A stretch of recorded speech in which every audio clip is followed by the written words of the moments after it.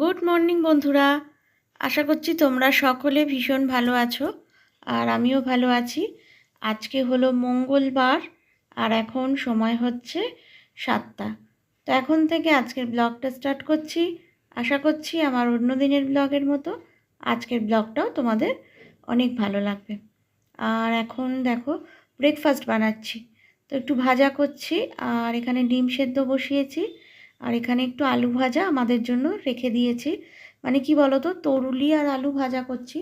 ছেলে আবার খেতে চায় না তরুলি, ওর জন্য একটু আলু ভাজা তুলে রাখলাম। আর এখানে পরোটা করব, তার সাথে পরোটাগুলো বেলে রেখেছি। তো এবার ভাজাটা নামিয়ে পরোটাটা ভেজে নেব।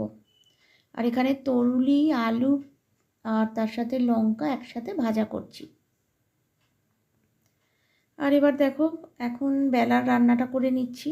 তো আজকে না আগে রান্নার দিকটায় চলে এলাম। তো যখন রান্নার দিকটা এসেছি ভাবলাম যে আগে রান্নাটা কমপ্লিট করে নিই। তো বেলার জন্য পটল ভাজা করে নিচ্ছি। আর দেখো ভাজাটা হয়েও গেছে, এবার তুলে নিলাম। নিয়ে এবার পেঁয়াজ দিলাম, পেঁয়াজ ভাজবো। আর বেলায় আজকে সয়াবিন দিয়ে আলু দিয়ে তরকারি করব। আর মাছের ঝাল করা আছে, তো সেটা গরম করে নেব, তাহলে হয়ে যাবে। আর ভাত বসিয়ে নেব।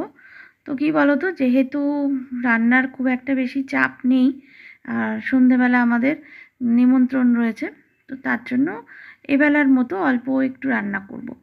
না হলে তো আমি দুবেলার রান্না একসাথে করে রাখি। আর এবার দেখো সোয়াবিন আলু সব কিছু দিয়ে দিয়েছি। সোয়াবিনটা তো আগে থেকে ভিজিয়ে রেখেছিলাম আর আলুটাও সেদ্ধ করা রয়েছে। দিয়ে এবার সব রকম মশলা দিয়ে দিলাম। দিয়ে এবার এটা একটু কষিয়ে নেব, নিয়ে তারপর জল দিয়ে দেবো। আর জল দিয়ে এবার এটা একটু চাপা দিয়ে রেখে দেবো। দিয়ে এবার এটা একটু ফুটে যাবে, ফুটে গেলে কিছুক্ষণ বাদে আবার নামিয়ে নেব। আর কি বলো তো, আজকে যেহেতু তাড়াতাড়ি করে রান্নার দিকে চলে এসেছি, তার জন্য রান্নাটাও না অনেক তাড়াতাড়ি কমপ্লিট হয়েছিল। প্রায় 8:30টার মধ্যে আমার সমস্ত রান্নাবান্না কমপ্লিট হয়ে গিয়েছিল। মানে পুরো রান্নাঘরের কাজটাই কমপ্লিট হয়ে গিয়েছিল। রান্নাঘর মানে রান্নাঘর গোছানো সমস্ত। আর এবার দেখো এখন চলে এলাম ঘর গোছাতে। তো একটু আগে কি বলো তো, রান্নাটা যখন করছিলাম তখন ওরা তো শুয়ে থাকে, ওরা একটু দেরিতে ওঠে আর তারপর ছেলেও শুয়ে থাকে। তো ওই জন্য সকালের দিকে না ঘরের কাজগুলো করাই যায় না, তখন ওই জন্য রান্নার দিকটা চলে যাওয়াই ভালো। রান্নাটা আগে হয়ে গেলে তারপর ধীরে সুস্থে এবার ঘরের কাজটা করা থাকে। আর রান্নাগুলো কি বলো তো, ওগুলো তো একটা টাইমের ব্যাপার থাকে, টাইমের খাওয়া ব্যাপার থাকে। কিন্তু ঘরগুলো একটু পরের দিকে করলেও হয়, অসুবিধা হয় না। তো এবার দেখো বিছানা ফাঁকা পেয়ে গেছি, তার জন্য এখন বিছানাটা গুছিয়ে নিচ্ছি। আর আজকে একটা আমি বিছানার চাদর অর্ডার করেছিলাম, তো সেটা আমার এসেছিলো পার্সেলটা। কিন্তু কি বলো তো, চাদরটা এত ছোট, ছোট বলতে এই চওড়ার দিকটা দেখলাম এতটাই ছোট হচ্ছে। তো চাদরটা তোমাদের সাথে শেয়ার করব ভাবলাম, কিন্তু আর শেয়ার করা হলো না। তার কারণ হচ্ছে আমি ওটা আবার রিটার্ন করে দিয়েছি। তো আমি কিং সাইজ দেখেই কিন্তু অর্ডার করেছিলাম, কিন্তু তাও দেখলাম যে লম্বায় না হলেও, লম্বায় অতটা অসুবিধা হচ্ছে না, কিন্তু চওড়ার দিকে না মানে একদম গোজা যাচ্ছে না। পিছন দিকটা যে গোজা হয়, তো সেই জায়গাগুলোয় খুব অসুবিধা হচ্ছে। তো সেই জন্য আবার ওটা রিটার্ন করে দিলাম। আর এবার দেখো টেবিলের ওপর কিছু জিনিসপত্র ছিল, সেগুলো সব ড্রেসিং টেবিলের ভিতর ঢুকিয়ে দিলাম। দিয়ে এবার এখানে দুটো বোতল ছিল, বোতলগুলো নিয়ে চলে যাব, নিয়ে গিয়ে এগুলোতে এখন আবার জল ভরে নেব। আর এখন আমি চলে এসেছি আমার পুরনো বাড়িতে। আর যেহেতু রান্না কমপ্লিট হয়ে গেছে আর ঘরের কাজও কমপ্লিট হয়ে গেছে, পুরোটা অবশ্য তোমাদের সাথে শেয়ার করা হয়নি। তো সেই জন্য এখন হাতে তো অনেকটাই সময় রয়েছে, আর ভাবলাম যে একটু পুরনো বাড়িতে যাই। আর একটু দরকারও ছিল, কয়েকটা জিনিসও নেবার ছিল, তো সেই জন্যই আরও মেনলি এসেছি। আর এসে এখন দেখো বিছানাটা একটু ভালো করে ঝেড়ে নিচ্ছি, ঝেড়ে একটুখানি বিছানাটা গুছিয়ে নিচ্ছি। আর কি বলো তো, সবসময় তো আসাই হয় না। আর আজকে যেহেতু একটু হাতে সময় আছে, রান্নার দিকটাও হয়ে গেছে, সেই জন্য ভাবলাম যে যাই একটু গিয়ে ঘরগুলো পরিষ্কার করে দিয়ে আসি।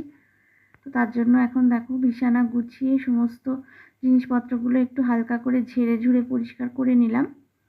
নিয়ে এবার এখন ঘরটা ঝাঁট দেব।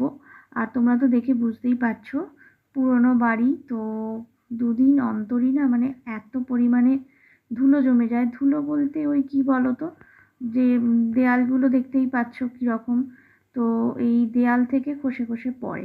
বিশেষ করে পাখা চললে এটা বেশি হয়। অবশ্য এখন তো জানলা দরজা সবসময় বন্ধই থাকে বেশিরভাগ সময়, তো তার জন্য বাইরের থেকে অতটা অসুবিধা হয় না, হাওয়া ঢোকে না। কিন্তু ঘরে যে পাখা চলে, তো সেই পাখার হাওয়াতেই না দেয়াল থেকে খসে খসে পড়ে। তো এই ধুলো বলতে এই হচ্ছে মেন ব্যাপার। আর এবার দেখো ঘরগুলো ঝাঁট দিয়ে নিচ্ছি। আর কি বলো তো, এই ঘরটা বেশ বড়, তো এখানে আমার 6-7 খাট পাতা রয়েছে। তো খাটটা পাতার পরও দেখে যেন মনে হচ্ছে, দেখো, যে এখানে আরও একটা খাট ধরে যাবে, ধরেও কিন্তু অনেকটা জায়গা থাকবে। তো পুরোনো দিনের ঘর বুঝতেই পারছো অনেক বড়। আর আমার ফ্ল্যাটের থেকেও কিন্তু এই এরিয়াটা অনেকটাই বড়। ফ্ল্যাটে তো বুঝতেই পারছো একদম সেই স্কোয়ার ফিট অনুযায়ী সব কিছু। তো আর এখানে তো ওরকম ব্যাপার কিছু নেই। এবার দেখো এইগুলো সব ভালো করে ঝাঁট দিয়ে পরিষ্কার করে নিচ্ছি। আর তবে কি বলো তো, ভেবেছিলাম অনেকটা এখানে এসে কাজকর্ম করব, কিন্তু কাজকর্ম বিশেষ কিছু করা হয়নি। ওই যে কি বলো তো, সবার সাথে একটু গল্প করতেই ব্যস্ত হয়ে পড়েছিলাম। তো পুরোনো জায়গায় এলে তখন মনে হয় কি একটু সবার সাথে কথা বলি, আর সেই কথা বলতে গিয়ে অনেকটা দেরি হয়ে গিয়েছিল।